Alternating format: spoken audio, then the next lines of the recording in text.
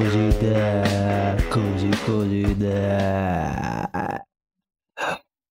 Κάτσε να χαμηλώσω λίγο το μικρόφωνο. Περίμενε. Για να δω λίγο πώς ακούγομαι. Τζάμι. Καλώς ήρθατε. Welcome. Καλώς ήρθατε σε άλλο ένα επεισόδιο Cozy Dad. Ένα podcast που μιλάει για την πατρότητα πριν γίνεις πατέρας. Για ένα podcast που αναλύει το ταξίδι αυτό της πατρότητας, της εγκυμοσύνης, το πώς ένας άντρας το βιώνει με έναν χαζό, με έναν απλό τρόπο, με μια κατάθεση ιδεών, μια κατάθεση ψυχικής έτσι ανισορροπίας. Σήμερα βαριέμαι, είμαι σε περίεργο mood τελευταία.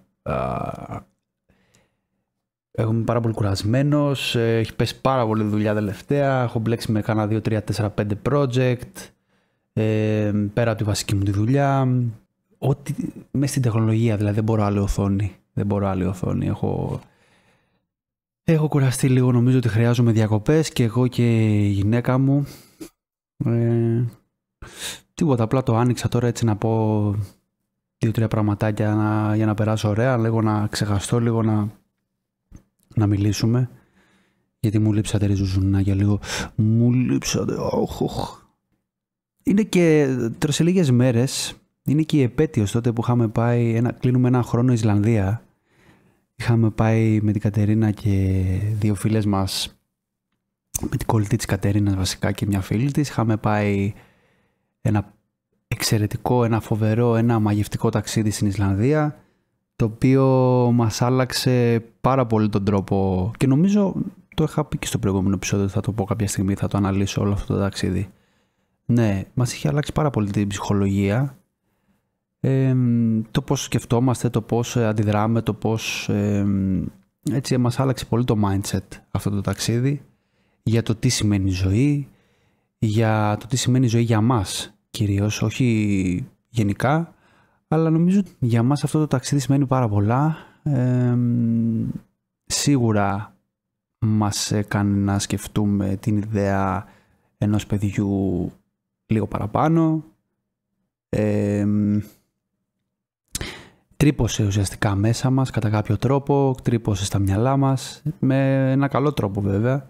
Μιλάμε για ένα φοβερό τόπο, μιλάμε για ένα τόπο όπου δεν το ξεχνάμε, δηλαδή σε καθημερινή βάση θα το σκεφτόμαστε πάρα πολύ, σχεδόν κολλημένοι, σαν να έχουμε ερωτευτεί. Αυτό λέμε πολλές φορές με την Κατερίνα. Λέμε, ρε παιδί μου, νιώθουμε σαν μια ερωτική απογοήτευση από τη στιγμή που φύγαμε από εκεί. Όχι ότι τίποτα δεν έχει νόημα, απλά είναι ένας τόσο παρθένος τόπος. Οι πόλεις είναι μετρημένες στα δάχτυλα. Για να βρεις την επόμενη πόλη, για να πάρεις, ας πούμε, να πας σούπερ μάρκετ, χρειάζεσαι 1 με 1,5 ώρα minimum. Δηλαδή πρέπει πάντα να γεμίζεις, ας πούμε, τα αμάξι πριν πας κάπου. Δεν υπάρχουν σπίτια πολλά. Όλα είναι στα κέντρα, δηλαδή Reykjavik, Húsavík, στο Akureyri. Οπότε στις γύρω περιοχές υπάρχει μόνο φύση, υπάρχει μόνο τοπίο, δεν έχει κάτι άλλο. Είναι έτσι έχει μια αναλλαγή τοπίων η Ισλανδία, η οποία είναι μαγευτική, είναι φοβερή. Από τη μία έχεις πράσινο, full γρασίδι, full πράσινο, full θάλασσα, full νερό, ένα μαγευτικό τοπίο. Δέντρα δεν έχει. Δηλαδή υπάρχει ένα ρητό που λένε στην Ισλανδία, ότι άμα χαθείς ένα δάσος, απλά σηκώρθιος. Οπότε δεν υπάρχουν πολλά δέντρα, είναι απλά, ξέρεις, χαμηλή βλάστηση, και από την άλλη μπορεί να φτάσει σε ένα σεληνιακό τοπίο, σε ένα τοπίο τελείως μαύρο χρώμα έτσι στο τοπίο. Αυτές οι αναλλαγές εμάς νομίζω ότι μας κάνουν πιο πολύ να μελαγχολήσουμε, και μελαγχολούμε γιατί μετά από ένα χρόνο τώρα σιγά σιγά αρχίζει και μας πετάει αυτά που ανεβάσαμε σε story τότε, οπότε ξαναμπαίνουμε σε αυτό το mood. Τώρα το λέω αυτό διότι έτσι όταν αποφασίσαμε να κάνουμε παιδί, λέγαμε, ρε παιδί μου, ναι, αλλά πώς θα πάμε, και το λέω για όλους τους γονείς αυτό, όλους τους επικείμενους γονείς, ότι λέγαμε θα μπορέσουμε να πάμε ένα τέτοιο ταξίδι ξανά, θα μπορέσουμε να ταξιδέψουμε με μία βαλίτσα στην πλάτη και να πάμε. Κοιτάξτε να δείτε, εμείς είμαστε τέτοιοι άνθρωποι, θα μπορούσαμε δηλαδή άνετα, έτσι κι αλλιώς είμαστε με μία βαλίτσα στην πλάτη κάθε φορά. Οπότε η ζωή μας είναι μια βαλίτσα, οπότε για εμάς το βάλαμε κάτω και είπαμε ότι δεν είναι τίποτα για εμάς αυτό το πράγμα, δεν νιώθουμε κάποια ανασφάλεια, θα θέλαμε έτσι και το παιδί όταν θα έρθει η σειρά του να πάει ταξίδι να μπορέσει να δει ή να δει, δεν θα τα θυμάται κατά πάσα πιθανότητα όταν θα είναι μωρό, που θα πάμε ας πούμε ένα ταξίδι, λέμε να πάμε Άμστερνταμ του χρόνου μόλις πάει ας πούμε και μπορεί να ταξιδέψει το παιδί, ή να πάμε μια Ισλανδία με το παιδί ξανά που θα είναι ένα φοβερό μαγευτικό πράγμα ας πούμε. Κατά πάσα πιθανότητα να μην το θυμάται, αλλά νομίζω ότι για εμάς, ξαναλέω, λειτουργεί έτσι, δηλαδή δεν έχουμε κάποιον φόβο.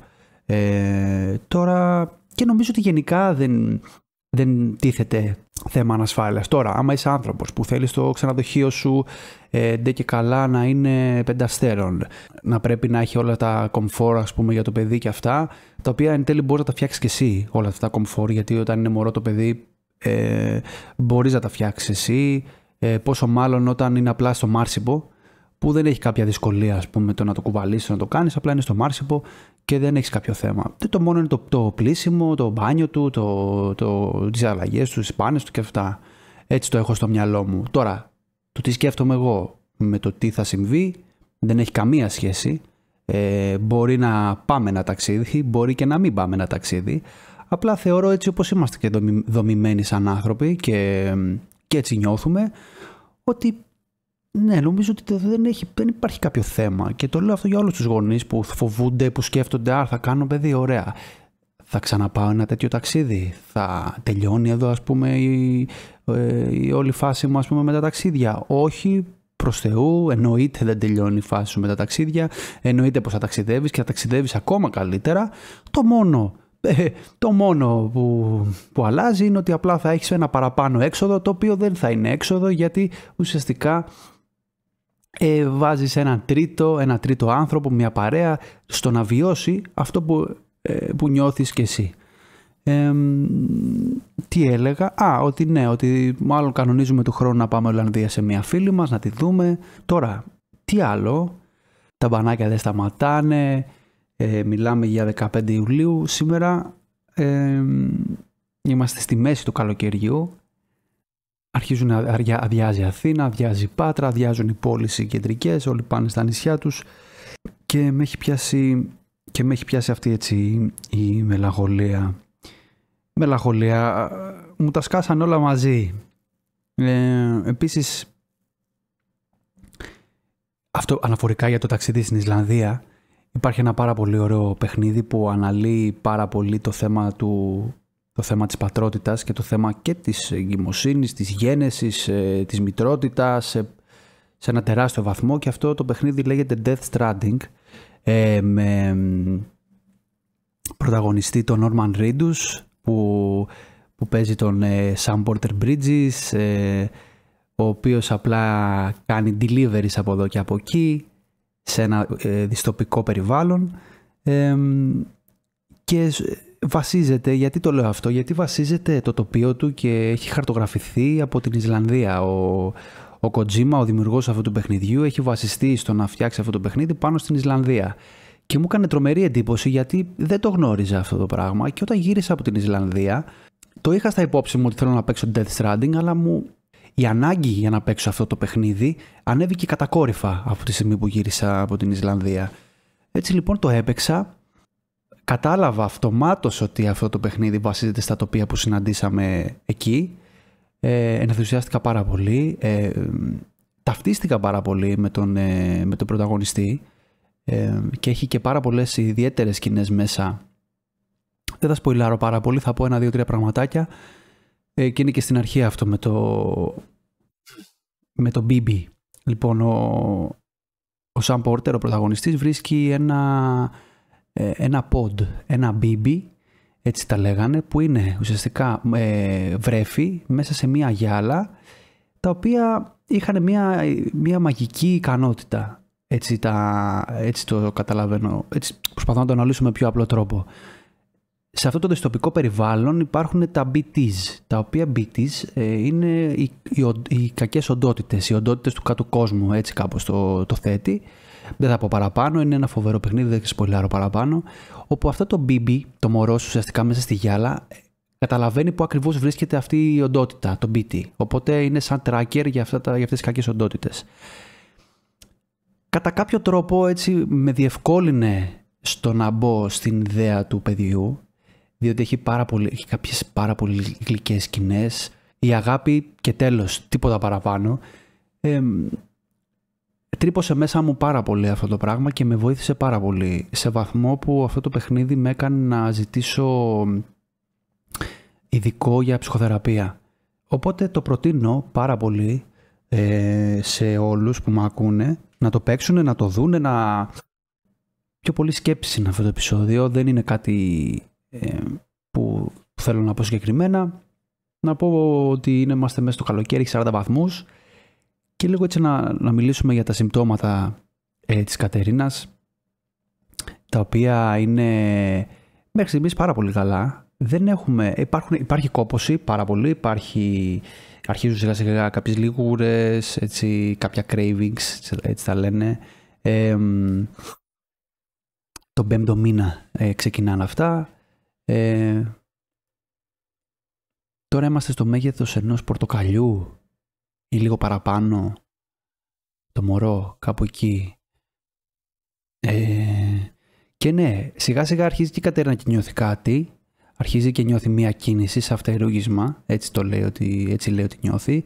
Εγώ δεν έχω παρατηρήσει κάτι ακόμα, αλλά νομίζω ότι σε λίγο καιρό θα αρχίζει να καταλαβαίνει ότι κάτι υπάρχει εκεί μέσα και εκεί θα είναι το καλό το πράγμα. Την Τετάρτη πάμε στο γιατρό να δούμε τι φύλο έχει, μάλλον θα μάθουμε τι φύλο έχει, οπότε θα σας ενημερώσω στο επόμενο επεισόδιο για το τι φύλο θα έχει το παιδί. Εκτός και αν το έχουμε κρυφό για να το κάνουμε κανένα, ξέρεις, πώς λέγεται, αυτά τα φλόρικα, τα gender reveal. 15 λεπτάκια. Ναι, δεν έχω πολλά να πω. Είναι λίγο περίεργη η φάση μου αυτές τις μέρες. Είμαι πολύ κουρασμένος. Θα ήθελα πάρα πολύ να είχα έτσι περισσότερη ενέργεια για αυτό το επεισόδιο, να κάνω κάποιες σημειώσεις που θα ήθελα. Δυστυχώς μέσα στο καλοκαίρι λόγω ζέστης και αυτά πιέζομαι πάρα πολύ και με τη δουλειά. Οπότε ελπίζω ότι στο επόμενο επεισόδιο, που μάλλον κατά πάσα πιθανότητα θα είναι η αδερφή μου εδώ πέρα, να μπορέσουμε να κάνουμε αυτό το επεισόδιο να μπορέσει να μας πει 2-3 πραγματάκια. Κατά τα άλλα αυτά, θα παραθέσω και το πορτφόλιό μου, καθώς τώρα που είπα για την Ισλανδία, έχω πάρα πολλές φωτογραφίες τραβήξει στην Ισλανδία, τις έχω κάνει και edit, να μπείτε να τις δείτε.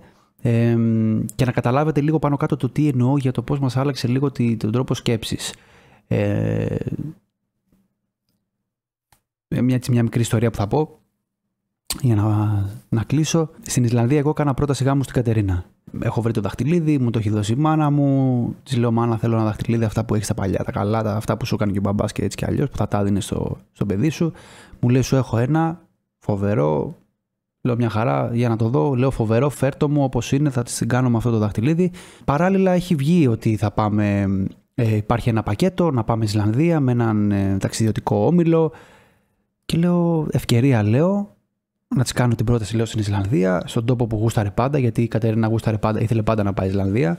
Εγώ δεν το είχα τόσο πολύ στα υπόψη μου για την Ισλανδία. Η Κατερίνα με βάλει πιο πολύ σε αυτό το πράγμα και την ευχαριστώ πάρα πολύ, γιατί κατά πάσα πιθανότητα μόνος μου να μην πήγαινα. Οπότε λέω, ωραία ευκαιρία, να της κάνω και την πρόταση γάμου και μια χαρά. Πάμε εκεί. Λέω στην Πολίνα, στην κολλητή της, λέω, Πολίνα, πήγαινε, πιάσε το tour guide και πες του ότι ο Μιχάλης θέλει να κάνει πρόταση γάμου στην κοπέλα του, στην Κατερίνα, οπότε θέλει κάπου με ηφαίστειο.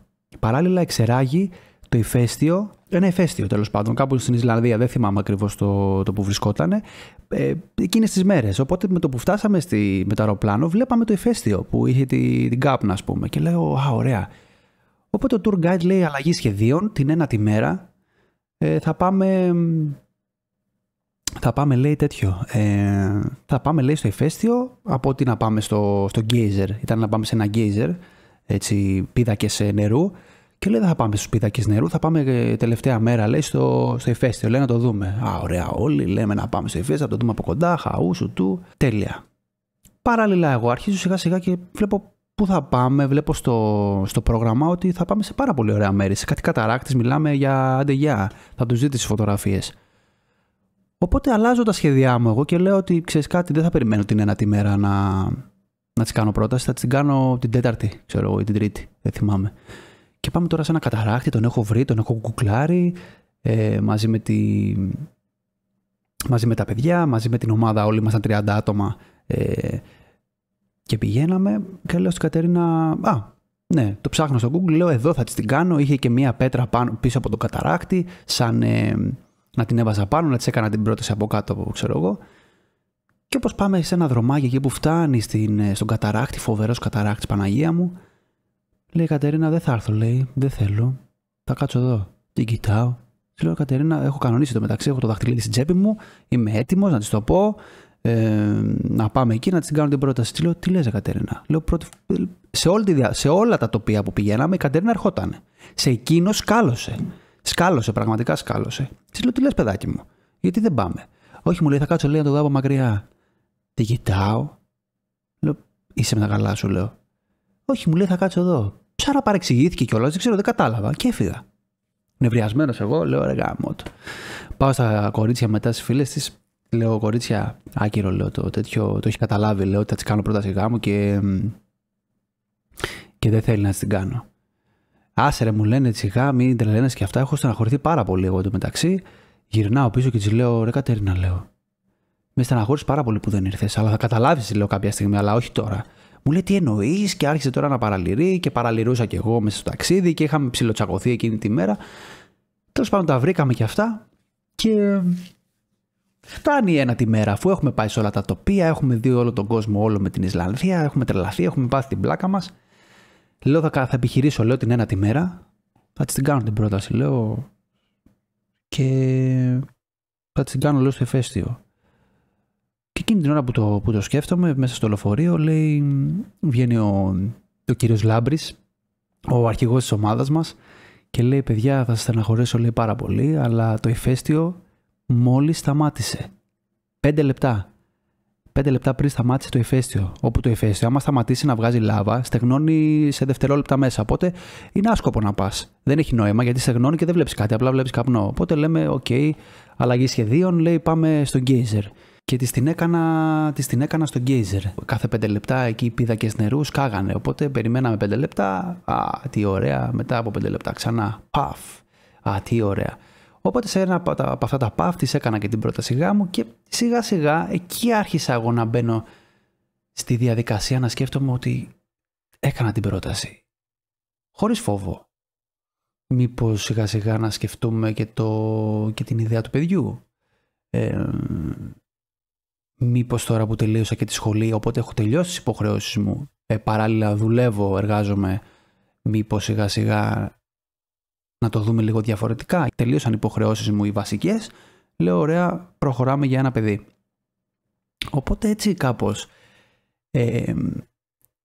το butterfly effect που λέω πολλές φορές, που ισχύει για μένα, ότι ένα φτερούγισμα πεταλούδας κάπου στον κόσμο μπορεί να φέρει τσουνάμι ή το οτιδήποτε, ένα καιρικό ακραίο φαινόμενο, κάπως έτσι λειτουργήσε και αυτό το ταξίδι, σαν butterfly effect. Και αυτό είναι και ένας ωραίος τίτλος για να βάλω, γιατί έψαχνα να βρω τίτλο, ποτέ δεν γνώριζα. Και αυτό δηλαδή, το να επιχειρείς πράγματα σε κάνει να αλλάζεις σαν άνθρωπος και όχι να κάθεσαι και να περιμένεις να σου έρθει θεία φώτιση. Το πέρασα κι εγώ αυτό με τη θεία φώτιση, περίμενα ότι η τύχη θα μου τα φέρει όλα, δυστυχώς δεν συμβαίνει έτσι. Ακόμα και να σου έρθει κάτι νιώθοντας ότι κάθεσαι και ότι δεν κάνεις τίποτα, αν σου έρθει κάτι σημαίνει ότι κάτι έκανες. Τώρα, έκανες manifesting, δεν πιστεύω σε αυτά. Αλλά το πώς λειτουργεί το σύμπαν σου, μέσα σου, το πώς λειτουργεί ο άνθρωπος και ο χαρακτήρας σου, αν το πιστέψεις, ας πούμε, ότι μπορεί κάτι να συμβεί καλό και το πράξεις, δηλαδή δεν κάθεσαι, δεν περιμένεις να σου έρθει, ας πούμε, η διαφώτιση, θα σου, καλώς κακώς θα σου γίνει. Με το έτσι θέλω, δηλαδή. Είχα και μια κουβέντα με ένα κολλητό μου τις προάλλες ότι κοίτα να δεις ρε φίλε, δουλεύαμε 5 χρόνια catering ας πούμε και φάγαμε τα γόνατά μας και αυτά, μήπως κάναμε βλακεία? Δεν θεωρώ ότι κάναμε βλακεία, θεωρώ ότι κάτι μάθαμε από εκεί. Θεωρώ ότι όλοι μαθαίνουμε από δύσκολες καταστάσεις, ας πούμε, γιατί δουλεύαμε 16-17 ώρες κάθε μέρα για ένα μεροκάματο, μην πω τώρα τι. Λοιπόν, και φτάσαμε σε αυτό το σημείο που είμαστε τώρα, να είμαστε όχι άνετοι, αλλά τουλάχιστον να μπορούμε να πούμε ότι είμαστε ok. Θέλουμε σίγουρα κάτι παραπάνω, αλλά είμαστε ok με τον εαυτό μας, με την ψυχολογία μας, όχι με τα λεφτά. Αυτό το βάζω σε δεύτερη μοίρα πάντα στη ζωή μου. Προσπαθώ να το βάζω σε δεύτερη μοίρα πάντα με τη ζωή μου. Αν το κάνεις έτσι, ψυχοσύνθεση και έχεις αυτό το mindset, τότε λειτουργεί. Ναι, Butterfly Effect λοιπόν. Butterfly Effect, ωραίος τίτλος. Μ' αρέσει πάρα πολύ. Γουστάρω, μια χαρά. Λοιπόν, βάζω μουσικούλα, σας κλείνω και τα λέμε στο επόμενο επεισόδιο, το οποίο θα είναι μάλλον την άλλη Δευτέρα, με την αδερφή μου. Φιλιά πολλά, Cozy Dad.